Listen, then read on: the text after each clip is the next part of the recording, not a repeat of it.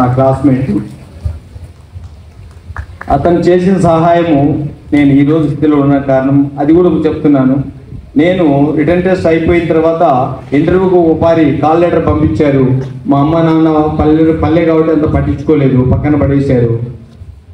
One day అడ్వాన్స్గా Telegram పంపించారు, అర్జెంటుగా ఇంటర్వ్యూ అటెండ్ కావాలని. ఆ ఇంటర్వ్యూ లెటర్ అప్పుడు మా వాళ్ళు ఏదో కళ్ళు తెసి నా ఫ్రెండ్కి ఇచ్చారు. నా ఫ్రెండ్కు నేను ఎక్కడుంటో తెలియదు. మా అన్న అసిస్టెంట్ కమిషనర్ పనిచేస్తూ అనంతపూర్లో ఉండేవాడు.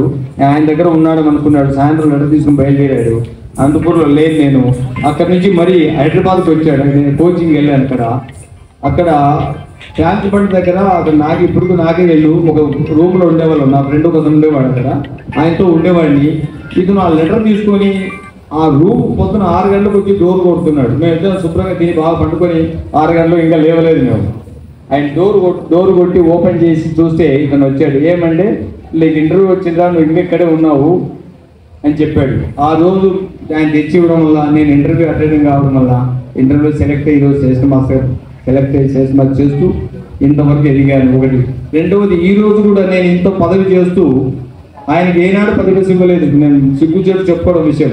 కానీ ఆయన నాకు, నా పిల్లలు కూడా డబ్బులు ఎప్పుడు అడిగితే అప్పుడు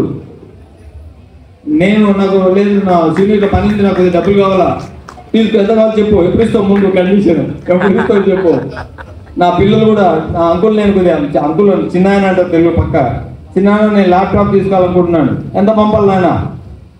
ఇట్లా నాకు, నా పిల్లలకు ఎంతో అండగా నిలిచి ఈరోజు నేను స్థితిలో ఉండడానికి కారకుడని ఆయనకి సభాముఖంగా ఆయన నాకాడు చిన్నవాడు, నేను చేతులకు నమస్కరించకూడదు. ఆ దేవుడు సదా సర్వదా శ్రీరామరక్ష ఉండాలని ఆయన జీవిత చల్లకి చూడాలని కోరుకుంటూ ఈ అవకాశం మీ అందరికీ థ్యాంక్ యూ.